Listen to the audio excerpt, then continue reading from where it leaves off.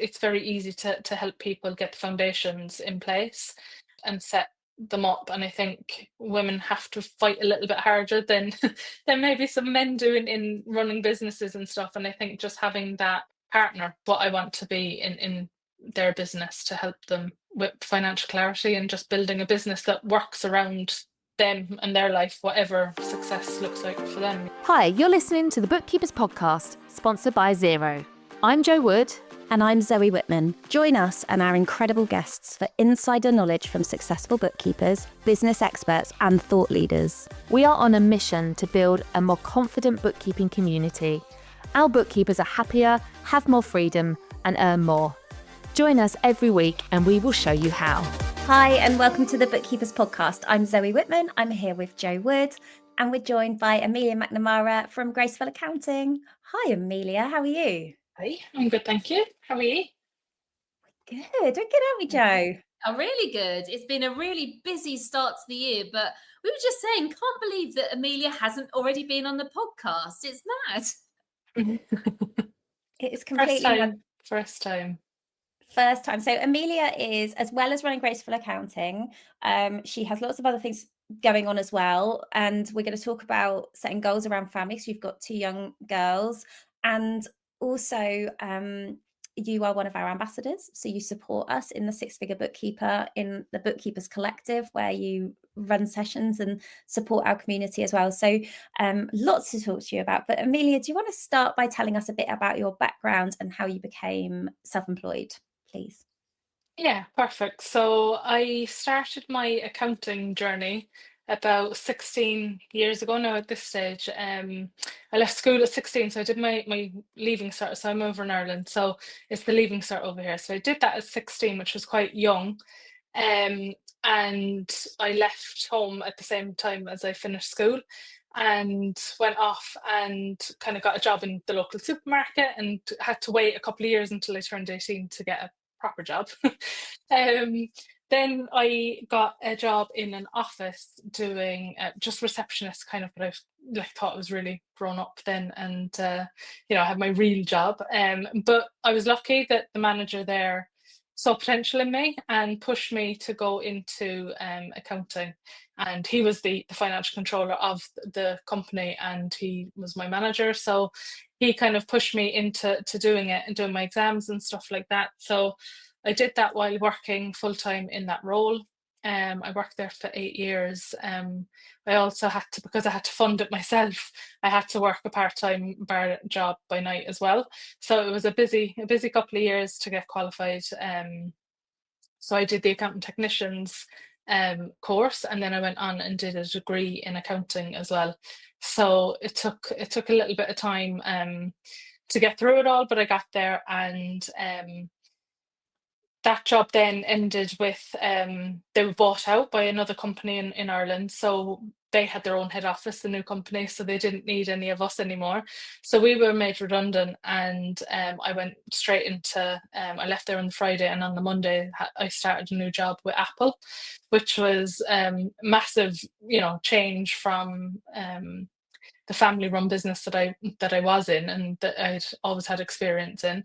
So I moved into Apple and I did a couple of different things there, but I ended up being in the travel and expense team.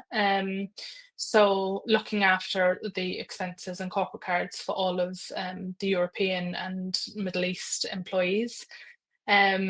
So yeah, I was kind of really involved in a lot of different projects and stuff as part of that in that role.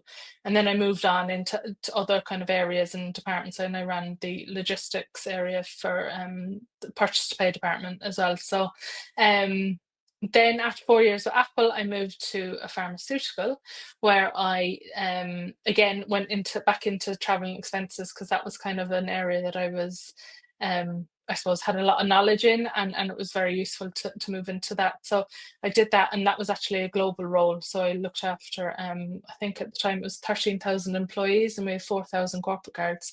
So it was a big project. They were only launching it, so it was a massive project to be involved in. And then I got pregnant with my first baby, and worked right up to the day of my, my planned maternity leave, and said, ring me, but if you need anything while I'm on my maternity leave, never thinking that like I'd never end up going back. But when Grace was 6 weeks old, I kind of just knew straight away that going back into corporate, wasn't going to be for me. I suppose I had a team with people in America and, all over the place. So, I'd be on calls with Australia, and, there could be 7 o'clock in the morning, 7 o'clock in the evening. It was all over the place. It was great, when I was free. But once I had the babies, I knew it wasn't going to work, for what I wanted to do. We didn't have any family support or anything either for, child minding. So that was a big part to play in it. So I kind of set up the first version of Graceful Accounting when Grace was 6 weeks old, and worked on a lot of stuff in the background for that kind of year while I was on my maternity leave. I didn't take any clients in until the following January. But I learned an awful lot, as much as I could. I got my Xero certification and did all that in the background while rearing Grace. And then just as I handed in my notice to my employed role to go full-time and set up my company, I found out I was pregnant with Lily. So Lily's going to be 1 on Friday. So it's been a whirlwind couple of years. Wow, what a journey. And what I'm taking from that is like how hard you have worked. Like you have not stopped. And I know what you've done since then as well with regards to keeping pushing yourself forward. Like, where does this drive come from?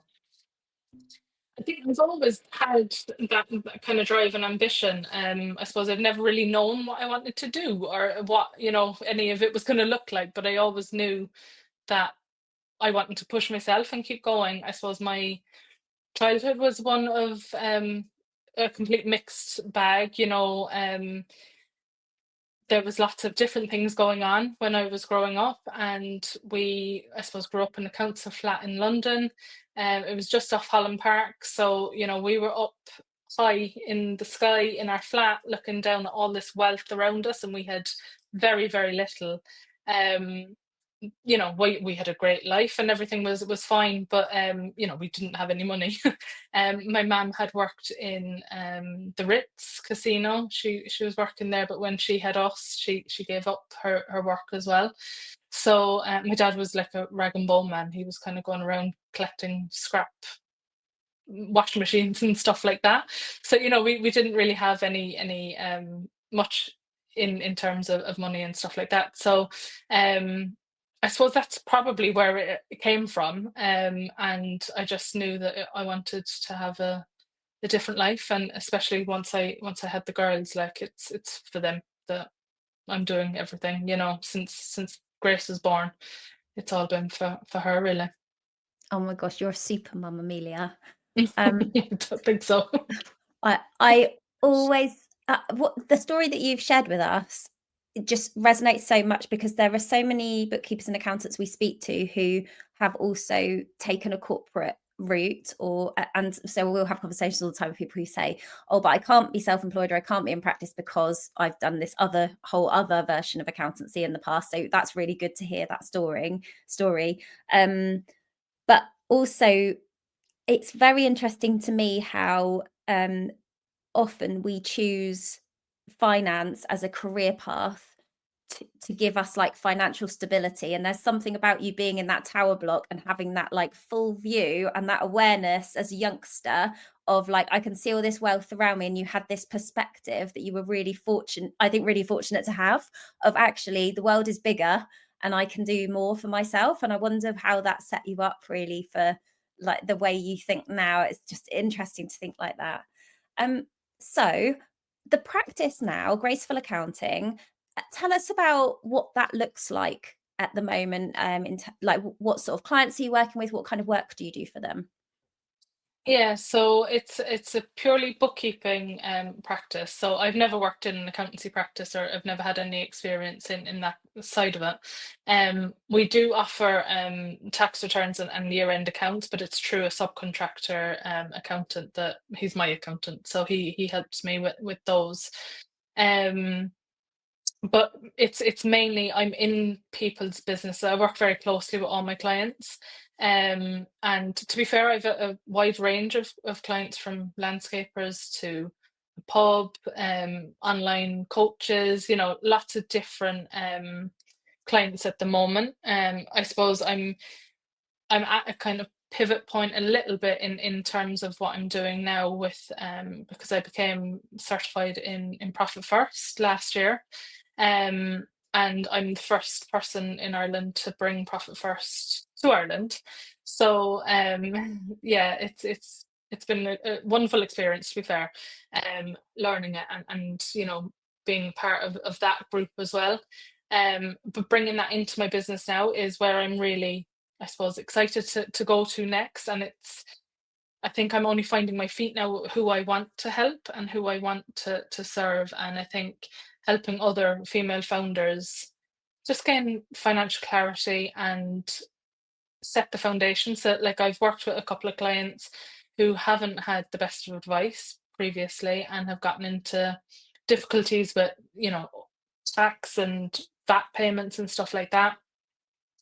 And there's no need for that. I think it's very easy to help people get the foundations in place and set them up. And I think women have to fight a little bit harder than than maybe some men do in running businesses and stuff. And I think just having that partner, is what I want to be in their business, to help them with financial clarity and just building a business that works around them and their life, whatever success looks like for them.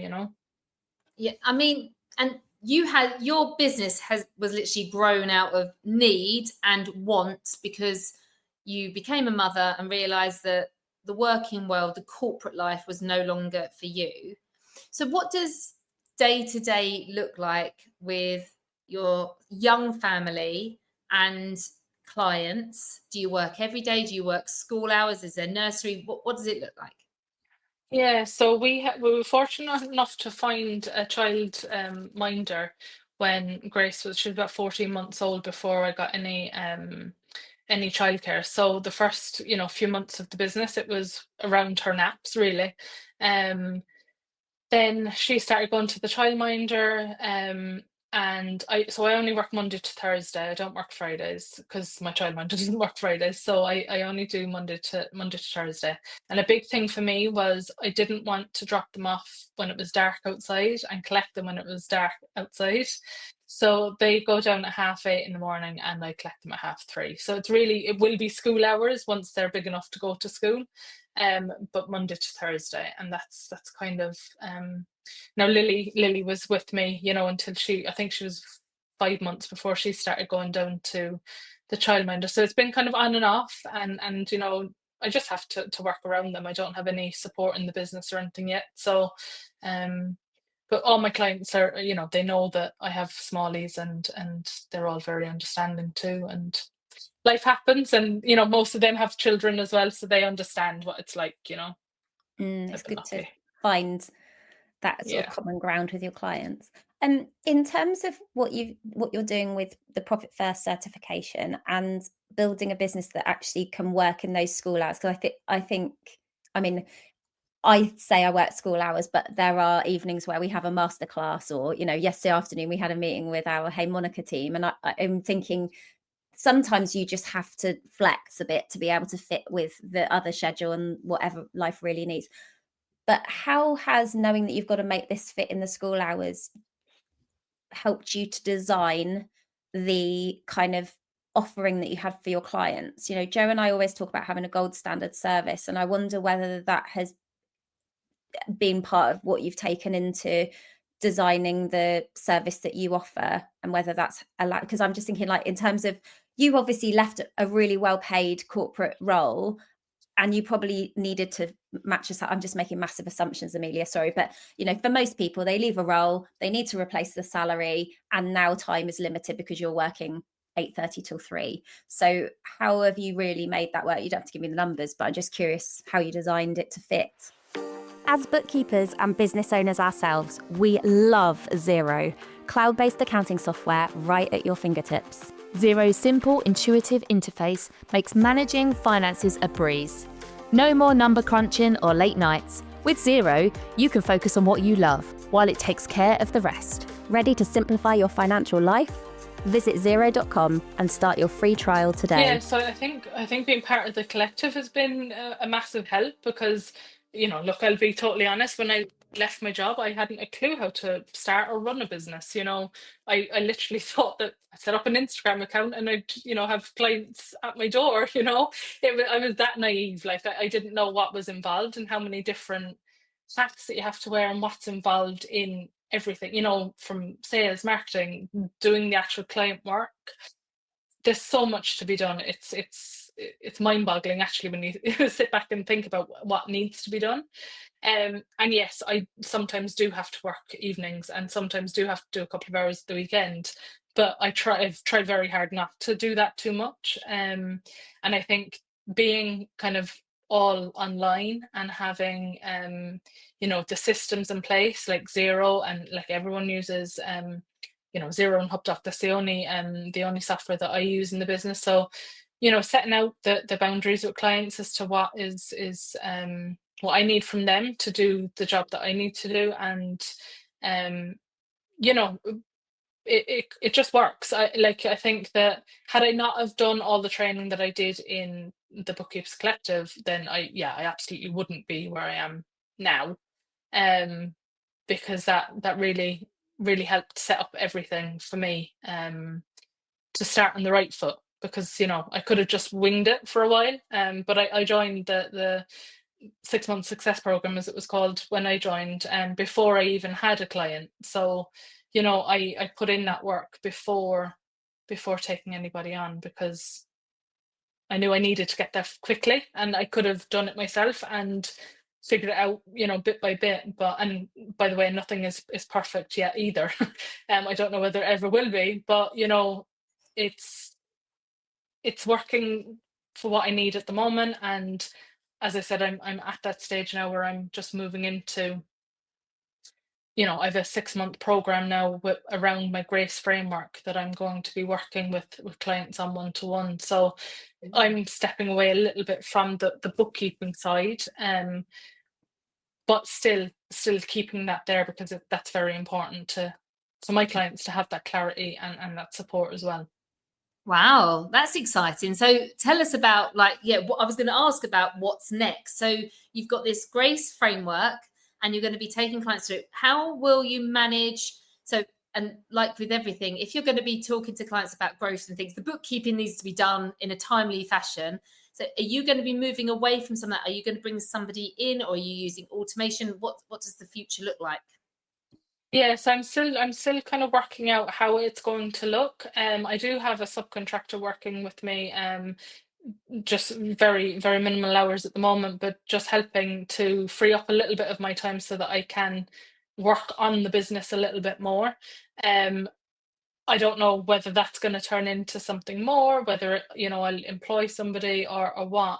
I know myself, I don't want to grow something massive. I want to know all of my clients. I want to know their names. I want to know their children's names. I want to know about them so that I can really help them in their business, because that's important to me, building that relationship and stuff like that. So I don't necessarily have to be delivering everything to the client, but I want to know who my clients are. So I don't want to have a massive practice with 600 clients or anything like that. I want to keep it small and manageable. And for me, I don't want to have a massive team that I have to manage either, because it's all about the easy life while having the success that we want, that gives us the life we want. Nice. Yeah, exactly. Tell me about the Grace framework and how you decided that a framework would be a useful thing to add into your service offering.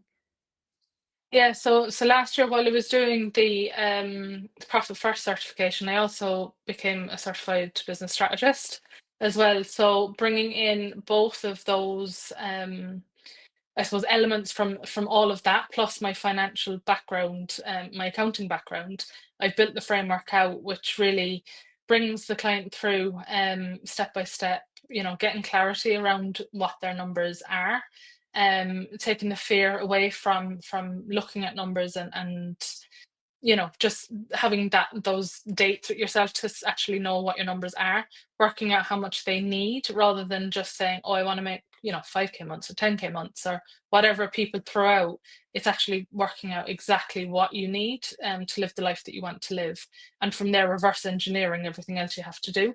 So a big part of it is also looking at the services and offerings that they have in their business, and trying to streamline things so that they're not constantly looking to add more things and do more stuff. It's about making things simple and profitable and sustainable for whatever stage of business they're at and life that they're at, so it's it's and about building long-term wealth as well, once we've got the basics covered. I think that's fabulous. We are in a world where bookkeeping is going to be changing, because AI, automation and software is going to be like nipping at our heels, and we've got to change how we're doing things. So what you've done there is come up with a framework of how you are going to support your clients while the bookkeeping is done. And at the moment, it might be a subcontractor. In the future, it might be through machine learning or something. But you are future-proofing your business, because you're saying, well, actually, that's one side. Yes, getting the bookkeeping done and complete and ticking the box and making sure that the tax man's happy is just one element. But that isn't everything. The next step is about the future of the business owner. What do they want to achieve, and holding them accountable to that. And I can see how you're going to really be building long-term relationships, because you're taking them on a journey. And a bit like you said, the business isn't done. Like, we never have a finished product in business. Like, you don't just get there one day and go, oh, that's it, I'd never have to do anything. Even like, I sold my practice, but okay, so that business is done, but now there's other things. Like, you're not, unless you're going to retire and you've got enough to retire and you've never want, but you still want to move forward. That is just like the human way, isn't it? We always want to be improving and moving forward. And you've got yourself a framework there that you're going to be like working through this with people, holding their hand. And the bookkeeping is going to be the tool that gives you some of the like the indications of. I was thinking about this the other day. Bear with. I was thinking about this about nurses, and how when you're in hospital, you have OBS. So blood pressure, temperature. They will check things over and over again. My daughter's in hospital the other day, and I see every hour she was having these observations, and I was like, that is the book. Those numbers are like the bookkeeping. And then a doctor will come in and make a plan of action about. Now, we're never done with health. It always needs checking. We always need to check in. Are we on the right path? Is this all good? And what are the next steps? But it's those conversations about, what do those numbers mean? Like, it's fine having them on a piece of paper, but what does that mean? Is this good? Is this bad? Do I need to take a tablet? What's going on? So I was thinking, my mind does this. Often Jo, that is such a good analogy. It is.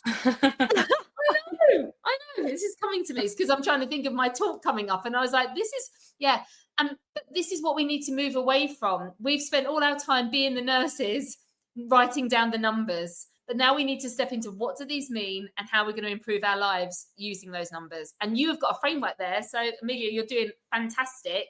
And I can't wait to see what this means for you in your business. Also, what I think it will mean is that once you've got this kind of set up, and you'll be able to create some more freedom for yourself in the business, because these kind of conversations can happen intermittently. They're not going to have to happen on a deadline. They're not going to have to happen at a time when there's a tax return due or something.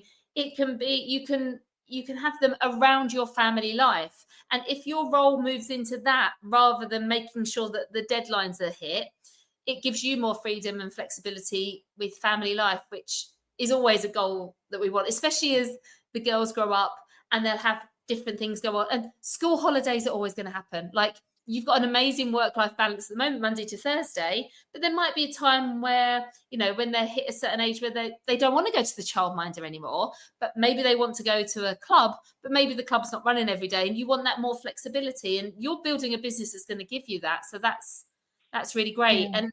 And that's really important to me, you know, to have that freedom and that flexibility. My husband is employed in a role, and, you know, he we need to mind his job as well. And, you know, it kind of falls on me if the kids are sick or the childminder is sick. It's me that picks that up. I'm lucky that I have that flexibility now, but I need to build more of that into it for the likes of school holidays when they start school and stuff like that. So everything that I'm doing now is with the future in mind, really, because I don't want to work school holidays. If they're off, you know, I want to be on holidays with them. So that's what the plan is. What's having the framework, and I think that this is going to position you very differently. Like I was talking to someone this morning actually about, she said to me, my clients don't want to pay me very much. And I was like, right, okay. So, and we were talking about packaging bookkeeping services and selling a package or a solution to run your finance department, for example, versus hourly rate bookkeeping. And I said, well, okay, so the people who don't want to pay you very much are the people who can't see beyond the hourly rate. They can't see this like monthly service need that they have. And all they're doing is looking at a list of bookkeepers, a list of prices, and going, who's the cheapest? It's all the same. I'll just choose the cheapest one. Whereas I think what you've done with your framework and the personal brand that you are building alongside that, you're creating a demand for yourself, because pricing there's unfortunately no magic price. Unfortunately, there's no magic hourly rate or magic fixed fee or any special percentage. We've challenged it, I promise. What there really is a market, and there's supply and demand. And if you put your limited supply in the right environment with the right demand, you will get to the price that you need. And I feel like that framework will help you with that. How have your clients responded to you working through this framework with them, or the conversations that you've had so far about it?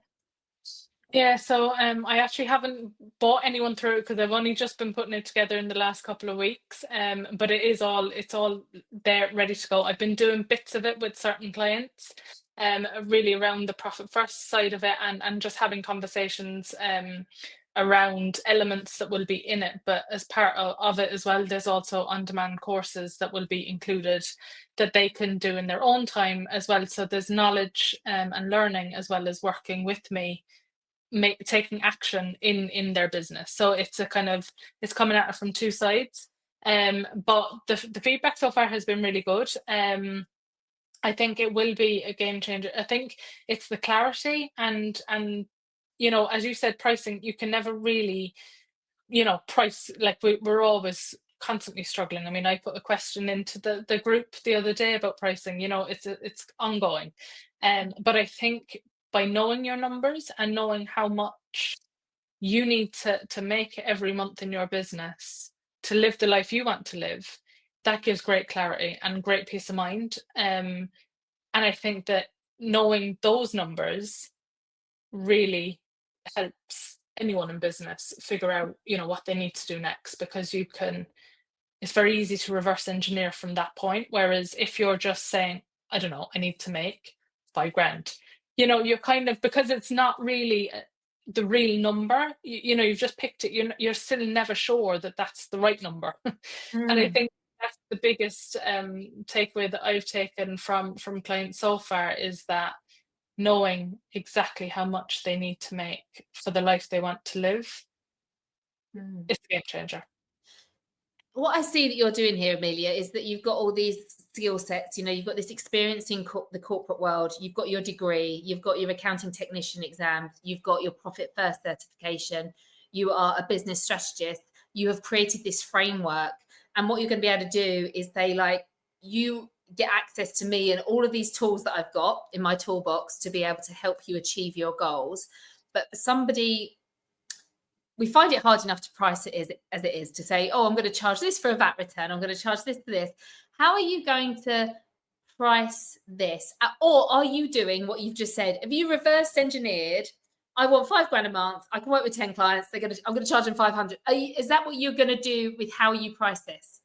Exactly. That's exactly what I've done. And I will have the bookkeeping side as well. So, I suppose I'm lucky in the sense that I have, income from both. And then with the courses, that they will also be available for people who aren't yet ready to work with me on, the full framework. They still will have access to the courses, which will be a passive income stream for me as well. So I'm kind of making sure that I'm ticking all the boxes for myself, and by doing, like, I've only been able to do that by knowing my numbers, and knowing what I'm aiming for, and then I can build everything around that.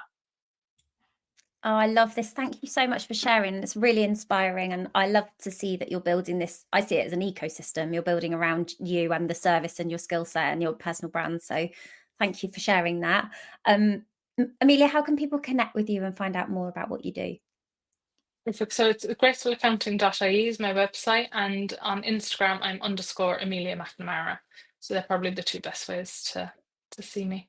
Lovely. Well, thank you so much. Thanks for joining us, and thanks everyone for tuning in today, and we'll see you next week for another episode of the Bookkeepers Podcast. Take care. Bye. Bye. You've been listening to the Bookkeepers Podcast, sponsored by Xero. Check out our YouTube channel, join our community, the Six Figure Bookkeepers Club, on Facebook, and if you love what we do, please rate and review this podcast. See you next time. Bye.